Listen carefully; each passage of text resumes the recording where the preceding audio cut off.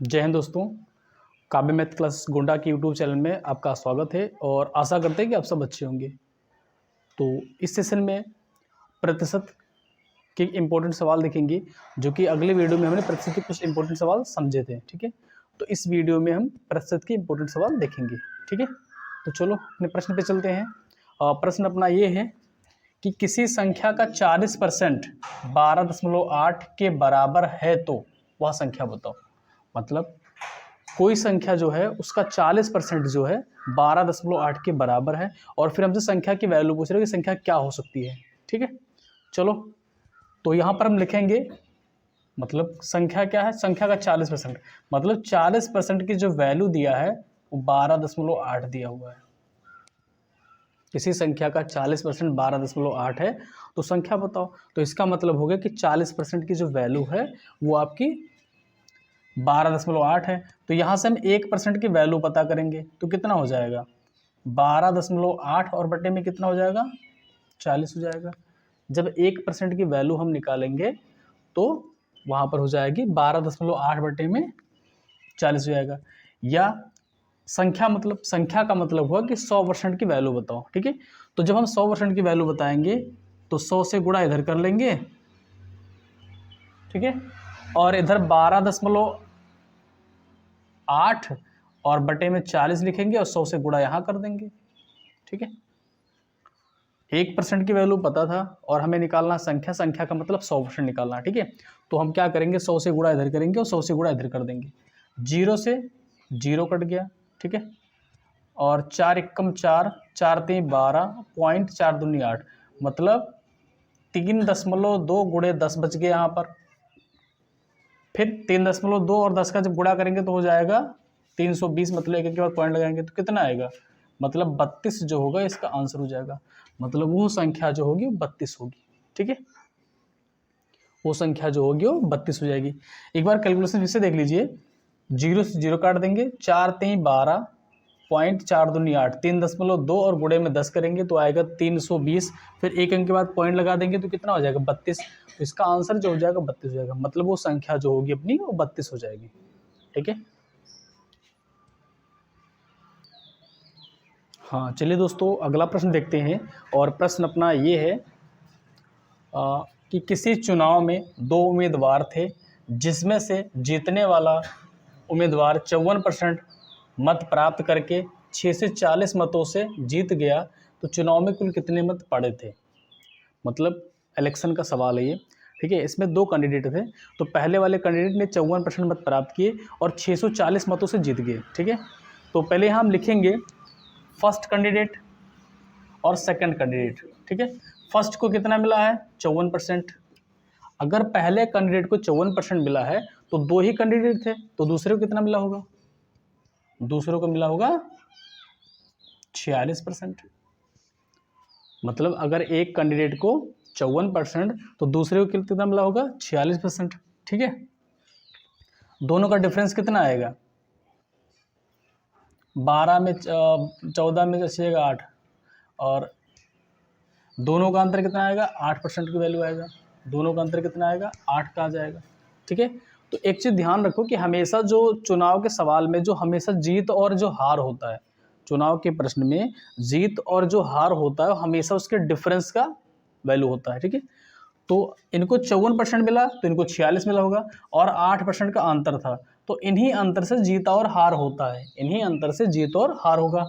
तो कितने मतों से जीत गए हैं, 640 मतों से जीत गए हैं। मतलब तो एक की वैल्यू हम जब निकालेंगे तो 640 में क्या करेंगे, 8 से भाग कर देंगे। 8 8 64, 8 0 0, मतलब एक की वैल्यू कितना आ गया, 80 आ गया।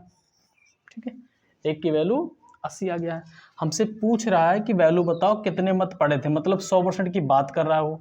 तो जब 100% की वैल्यू हम निकालेंगे तो 100 से गुणा करेंगे, इसमें भी 100 से गुणा कर देंगे, तो 80 और 100 का गुणा कितना हो जाएगा, 8000 हो जाएगा। मतलब उस चुनाव में टोटल 8000 वोटिंग हुआ था। ठीक है, चलिए एक बार फिर से देख लीजिए। किसी चुनाव में 2 उम्मीदवार थे जिसमें से जीतने वाला उम्मीदवार 54% मत प्राप्त करके 640 मतों से जीत गया। चुनाव में कुल कितने मत पड़े थे बताना है। अगर पहले कैंडिडेट को 54% मिला तो दूसरे को 46 मिला होगा, क्योंकि 2 ही लोग हैं उसमें। ठीक है, फिर 54 और 46 का डिफरेंस कितना है, 8 का आ गया। मतलब हमेशा चुनाव में जो हार जीत होता है उसके डिफरेंस से होता है। तो 8 की वैल्यू कितना है, 640 मत आ गया। तो 1 की जब वैल्यू निकालेंगे तो 8 से इसमें डिवाइड करेंगे तो कितना आ जाएगा, 80 आ जाएगा। मतलब 1 की वैल्यू कितना हो गया, 80 हो गया। ठीक है, अब हमसे पूछ रहा है कुल मत। कुल मत का मतलब 100%। तो 100 से यहाँ गुणा करेंगे 100%, और यहाँ 100 से गुणा करेंगे तो कितना हो जाएगा, 80 और 100 से गुणा करेंगे तो कितना हो जाएगा, 8 आ जाएगा। मतलब इस तरीके से ये कन्फर्म हो गया कि उस चुनाव में जो मतों की कुल संख्या थी वो 8000 थी। ठीक है, हाँ चलिए दोस्तों, अगला प्रश्न अपने देखते हैं। और प्रश्न अपना ये है कि मोहन अपनी आय का 20% भोजन पर, 30% वस्त्र पर तथा 15% शिक्षा पर खर्च करके 700 रुपये महीना बचा लेता है, तो उसकी मासिक आय क्या होगी। मोहन जो है अपनी आय मतलब जितनी उसकी इनकम है उसमें से 20% भोजन पे खर्च करता है, 30% वस्त्र पे खर्च करता है, और 15% जो है वो शिक्षा पे खर्च करता है। 15% जो है वो शिक्षा पे खर्च करता है, और उसके बाद वो 700 रुपये बचा लेता है। उसके बाद वो 700 रुपये बचा लेता है। ठीक है, फिर सवाल हमसे ये पूछ रहा है कि उसकी मासिक आय कितनी होगी। ठीक है, तो पहले हम लिखेंगे जो खर्च कर रहे हैं उसको हम लिखेंगे। इनका टोटल खर्चा कितना है, 20% भोजन पे प्लस 30% वस्त्र पे और प्लस 15% शिक्षा पे खर्च कर रहे हैं। तो टोटल कितना हो गया, 20 और 30 50, 50 और 15 कितना, 65% ये खर्च कर देते हैं। अगर मान लीजिए 100 रुपये का काम कर रहे हैं पर डे, ठीक है, अगर ये 65 खर्च कर दिए तो बचा कितना इनका, 100 में से घटाएंगे तो इनका हम बचत निकालेंगे। तो जब बचत निकालेंगे तो 100 में से घटाएंगे, 100 में से 65 घटाएंगे तो कितना आएगा, 35 आ जाएगा, 35%। बचत कितना आया, 35% आ गया। और बचत की वैल्यू कितना दिया है, 700 दिया है। मतलब 35 की जो वैल्यू होगी इनकी वैल्यू कितना है, 700 हो जाएगा। तो 35 से कम 35, 35 दूना 70, 35 0 0, मतलब 1% की वैल्यू कितना आ गया, 20 आ गया। 1% की वैल्यू कितना आ गया, 20 आ गया। सवाल क्या पूछ रहा है, मासिक आय बताओ। आय का मतलब 100%, तो 100 से यहाँ गुणा करेंगे और 100 से यहाँ गुणा करेंगे तो कितना हो जाएगा, 2000 हो जाएगा। मतलब 2 जीरो इधर बढ़ा देंगे इसमें तो 2 जीरो इधर भी बढ़ जाएगा। मतलब उसकी आय जो होगी वो 2000 रुपये होगी। ठीक है, तो हम ऐसे सवाल को क्या करेंगे, पहले खर्चा पूरा निकालेंगे और खर्चा को हम 100 में से घटाएंगे तो हमारा बचत हो जाएगा। तो बचत कितना आ गया, 35%, और 35 की वैल्यू यहाँ 700 रुपये दिया गया है, तो 1 की वैल्यू कितना आएगा, 20 आएगा। और जब आय निकालेंगे तो 100 से इधर गुणा करेंगे और 100 से इधर गुणा करेंगे तो कितना आ जाएगा, 2000। मतलब मोहन की जो आय होगी वो 2000 रुपये मासिक है उसकी, मतलब उसकी मासिक इनकम जो होगी 2000 रुपये होगी। ठीक है दोस्तों, तो इस टाइप के सवाल को मैसेज निकाल सकते हैं। और दोस्तों रिक्वेस्ट ये है कि वीडियो पूरा देखा करो। ठीक है, थोड़ा मोटिवेशन मिलता रहेगा तो और अच्छे सवाल लेके आएंगे आपके लिए।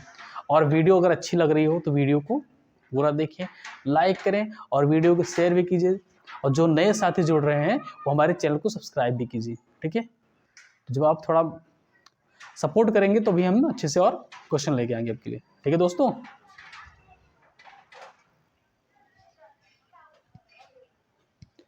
चलिए दोस्तों अगला प्रश्न देखते हैं।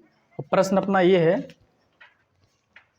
कि श्याम अपनी आय का 20% भोजन पर, शेष का 25% वस्त्र पर तथा शेष का 10% शिक्षा पर खर्च करने के बाद 5400 रुपये बचा लेता है, तो उसकी मासिक आय कितनी होगी।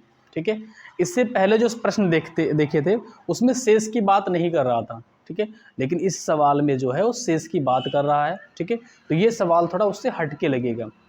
जब अगर इस टाइप के सवाल मिले खर्चा वाले संबंधित, अगर शेष ना पूछे, शेष ना हो तो डायरेक्ट खर्चे को जोड़कर घटा देंगे, आंसर हो जाएगा वहाँ से। लेकिन जब शेष अगर लगा हो तो उसका लगाने का तरीका अलग होता है। ठीक है, चलो देखते हैं सवाल कैसे होगा। तो बचत कितना है इनका, खर्चा कितना है, 5400 है, तो 5400 तो ऐसे नोट कर देंगे, गुणे लगा देंगे। अगर इन्होंने 20% खर्च भोजन पे खर्च किया तो 100 ऊपर लिखेंगे और 20 घटा कर लिखेंगे 100 में से, तो कितना आएगा, 80 आ जाएगा। ठीक, इसे समझो, जो खर्चा है 5400 बचत उसको ऐसे नोट कर लेंगे।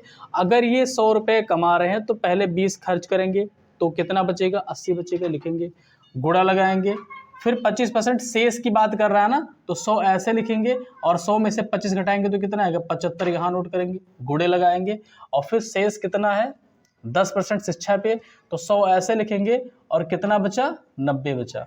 जब शेष का मतलब सवाल में शेष की बात करेगा तो उसको हम इस टाइप से निकालेंगे। अब जो यहाँ से कटे बेटे उसको काट पीट दीजिए, इस जीरो से ये 2 जीरो कट गए, 9 से काटेंगे 6 बार कट जाएगा, ठीक है, 25 तिया 75, 25 चौके 100, ठीक।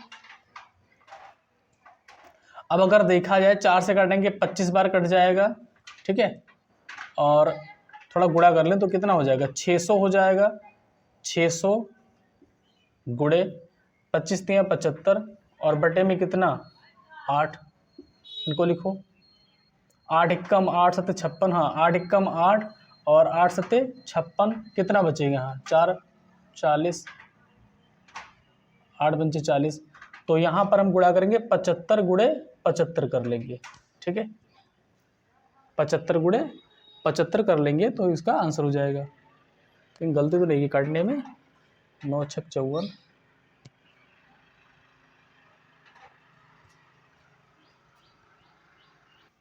हाँ चलिए दोस्तों, थोड़ा कैलकुलेशन में गलती हो गई था, ठीक है, तो फिर से देख लीजिए सवाल, तो कितना हो जाएगा, 5400 ऐसे लिखो और फिर 100 बटे में 80 कर देंगे, फिर 100 बटे में 75 कर देंगे और फिर 100 बटे में 90 कर देंगे, 2 जीरो से 2 जीरो कटेगा, 25 तिया 75, 25 चौके 100 हो जाएगा और 9 छक 54 तो 600 हो जाएगा ये, ठीक है। अब बचा कितना, 600 बच गया, गुणे 100 गुणे 4 गुणे 100 और बटे में कितना 8 गुणे 3 बच गया, ठीक है, 4 एकम 4 और 4 दूनी 8, 2 3 6 से काटेंगे 100 आ जाएगा यहाँ पर,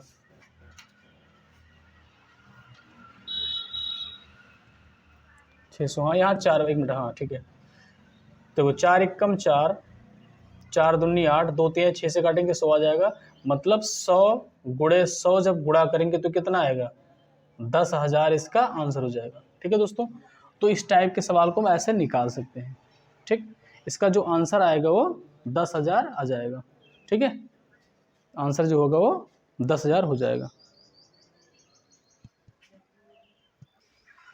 हाँ चलिए दोस्तों, अगला प्रश्न देखते हैं।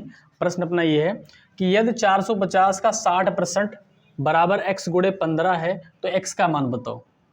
450 का 60% बराबर x गुणे 15 है तो x की वैल्यू क्या होगी, पूछ रहा प्रश्न, ठीक है।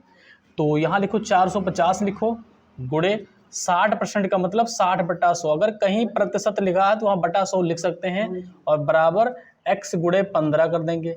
अब यहाँ से जो कटे बेटे उसको काट पीट देंगे, ठीक है, 0 से 0 कट गया, 2 जीरो से 2 जीरो कट गया, ठीक है। फिर क्या करेंगे, 15 एकम 15 और 15 तिया 45, मतलब 3 गुणे 6 बचा, और इसकी वैल्यू कितना आ गया x, तो 3 छक 18 जो होगा वो x की वैल्यू हो जाएगा, ठीक है। तो इस सवाल का जो आंसर होगा वो 18 हो जाएगा, ठीक है दोस्तों।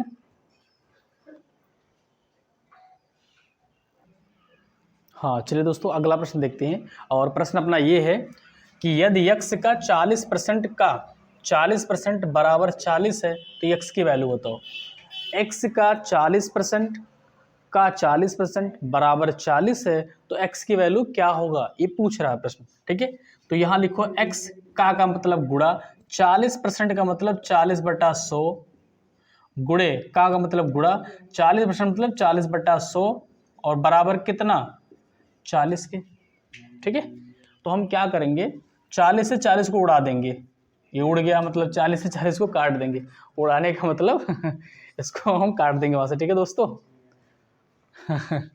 और फिर क्या करेंगे, 0 से 0 काट देंगे, ठीक है, और x गुणे 4 बटे में कितना बचा 100, और 10 का जब गुणा करेंगे तो 1000 हो जाएगा, बराबर कितना 1, 4 एकम 4, 4 दूनी 8, 4 बचे भी 4 जीरो 0, मतलब x बटे 250 की वैल्यू कितना 1 के तिरछा गुणा करेंगे तो x बराबर कितना आएगा 250 आ जाएगा, मतलब x की जो वैल्यू होगी वो 250 हो जाएगा, ठीक है।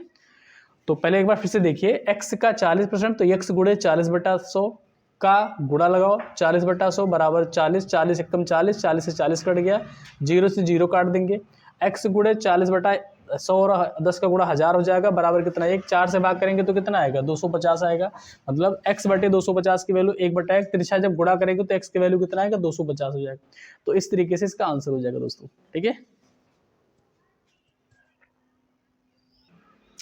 हाँ दोस्तों, चलिए अगला प्रश्न देखते हैं। और प्रश्न अपना ये है कि 80 का 30% बटे में x बराबर 24 है तो x का मान क्या होगा। इसमें x की वैल्यू बताना है, ठीक है। तो यहाँ पर हम लिखेंगे 80 का मतलब गुणा और 30% का मतलब 30/100 और बटे में x लिखेंगे बराबर कितना, 24 के। 2 0 से 2 0 कट गया, 2 0 से 2 0 कट गया, 8 3 24/x की वैल्यू कितना, 24/1 कर लो, 24 से काटे एक बार, 24 से काटे एक बार, तो x एक कम, तिरछा गुणा करेंगे तो कितना, x बराबर कितना आएगा, 1 आएगा। मतलब इसकी जो आंसर होगा वो 1 हो जाएगा। एक बार फिर से देखिए, 80 का 30% तो 80 गुणे 30/100 बटे में x बराबर 24, 2 0 से 2 0 कट गया, 8 3 24 बटे में x बराबर 24, 24 से 24 में भाग करेंगे तो कितना, 1 आएगा। तो जब तिरछा गुणा करेंगे तो x एक में x और 1 करने में 1, मतलब x की जो वैल्यू होगी वो 1 हो जाएगी, ठीक है दोस्तों। हाँ दोस्त, वीडियो पूरा देखा करें। अगर मान लीजिए वीडियो में कोई दिक्कत है, अगर मान लीजिए वीडियो में कोई दिक्कत है समझने में, तो उसको कमेंट कर दिया करो, उसका सजेशन अगले वीडियो में हम बता देंगे, ठीक है दोस्तों। और रिक्वेस्ट यही कि वीडियो पूरा देखा करो दोस्तों, ठीक है, तभी पढ़ाने में मज़ा भी आएगा और तुम सब पढ़ने में मज़ा भी आएगा। और वीडियो अगर अच्छी लगे तो लाइक भी कर दिया करो, ठीक है। और जो नए साथी जुड़ रहे हो चैनल को सब्सक्राइब कर लेंगे, ठीक है, ताकि नोटिफिकेशन मिलता रहे आपको। हाँ चलिए दोस्तों, अगला प्रश्न देखते हैं। तो प्रश्न अपना ये है कि यदि ए की आय बी की आय से 25% कम है तो ए की आय बी की आय से कितने प्रतिशत अधिक होगी। ए की जो आय है वो बी की आय से 25% कम है, ठीक है, और पूछ रहा है कि जो ए की आय होगी वो बी से कितने प्रतिशत अधिक होगी, ठीक है। तो इस टाइप के सवाल को हम आसानी से निकाल सकते हैं। देखिए यहाँ पर जैसे कह रहा है कि ए की आय बी से 25% कम है, ठीक, तो 25 ऐसे ऊपर लिख दो, ठीक। अगर कम है तो 100 में से घटा दो, कितना आ जाएगा, 75 आ जाएगा, और गुणे 100 कर दो और बगल में परसेंट जोड़ दो। देखो फिर से समझो एक बार, 25 ऐसे लिखो, कम की बात कर रहा तो 100 में घटाएंगे कितना आएगा, 75 आएगा। अगर यही सवाल अगर अधिक कहता तो 100 में जोड़ो तो 125 हो जाता, लेकिन यहाँ कम की बात कर रहा तो 75 हो जाएगा, गुणे करेंगे 100 और बगल में परसेंट लगा देंगे।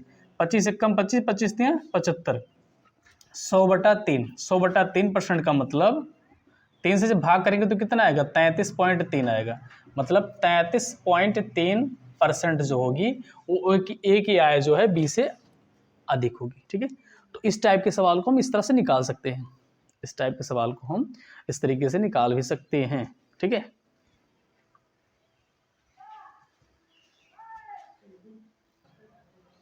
हाँ चलिए दोस्तों, अगला प्रश्न देखते हैं। और प्रश्न अपना ये है कि एक चुनाव में 2 प्रत्याशियों में से एक को 40% मत मिले और वह 100 मतों से हार गया, मतों की कुल संख्या बताओ। मतलब एक चुनाव में 2 प्रत्याशी थे और पहले वाले प्रत्याशी को कितना मिल गया, मतलब फर्स्ट कैंडिडेट को मिल गया 40%, ठीक है, और वो 100 मतों से हार गया। तो फर्स्ट को अगर 40 मिला तो सेकंड वाले को कितना मिला होगा, 100 में से घटाएंगे तो कितना आएगा, 60% आएगा, ठीक है।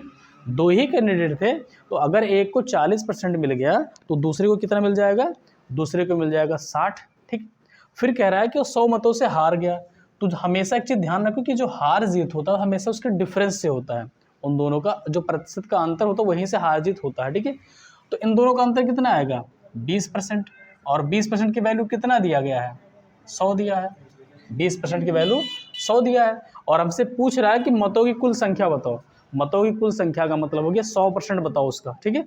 तो जब 20 को हम 100 बनाएंगे तो किससे गुणा करेंगे, 5 से गुणा कर देंगे, 5 से यहाँ गुणा कर देंगे, तो 20 पंचे 100% और बराबर कितना कितना आ जाएगा, 500 आ जाएगा। मतलब उसमें कुल कितने मत पड़े थे, टोटल 500 मत पड़े थे। तो इस तरीके से इसका आंसर हम निकाल सकते हैं, ठीक है। एक बार फिर से देख लीजिए, जैसे दो कैंडिडेट थे, अगर पहले को 40% मिल गया तो दूसरे को 60 मिलेगा, 100 में से घटाकर लिखेंगे। और हमेशा हर चीज़ जो होता है हमेशा उसके अंतर से होता है। अगर 60 में से हम 40 निकालेंगे तो कितना आएगा, 20% आएगा। और 20% की वैल्यू कितना दिया गया है, 100 मतों से हार गए हैं, तो 20% की वैल्यू 100 हो गया। और हमसे पूछ रहा है, मतलब क्वेश्चन यही पूछ रहा है कि 100 मतों की कुल संख्या कितनी होगी, तो 100 से 100 मतों की कुल संख्या का मतलब हो गया 100% निकालना उसका। तो 20 इसमें 5 से गुणा करेंगे, 20 पंचे 100% हो जाएगा, और 100 बच्चे 500। मतलब इस प्रकार से उसमें कुल कितने वोटिंग हुई थी, टोटल 500 वोटिंग हुई थी। ठीक है, तो इस तरीके के सवाल को आप ऐसे निकाल सकते हैं दोस्तों। ठीक है, हाँ चलिए दोस्तों अगला प्रश्न देखते हैं। और प्रश्न अपना ये है कि किसी परीक्षा में 40% छात्र गणित में असफल हो जाते हैं, 30% अंग्रेजी में असफल हो जाते हैं तथा 10% दोनों विषय में असफल हो जाते हैं। तो दोनों विषयों में सफल छात्रों की संख्या, सफल छात्रों का प्रतिशत बताओ। ठीक है, गणित में कितने प्रतिशत फेल हुए हैं, असफल हुए हैं, 40%, अंग्रेजी में 30% और दोनों विषयों में मिलाकर 10%। ठीक है, असफल हो गए हैं। तो पूछ रहा है प्रश्न पूछ रहा है कि सफल छात्रों का प्रतिशत क्या होगा। ठीक है, तो इस टाइप के सवाल को हम वेन डायग्राम से लगा सकते हैं। ठीक है, ऐसे बना लेंगे, और इसको हमने गणित मान लिया, इसको हमने अंग्रेजी मान लिया। ठीक है, और ये जो दोनों में कॉमन मिल रहा है ना, वो दोनों विषय में हो जाएंगे। लेकिन किसका बन रहा है, ये फेल वाला बन रहा है कि दोनों में असफल वाले, पूरे प्रश्न में असफल की बात कर रहा है। ठीक है, तो दोनों विषय में कितने % असफल हुए, 10%, तो यहाँ लिख देंगे ऐसे।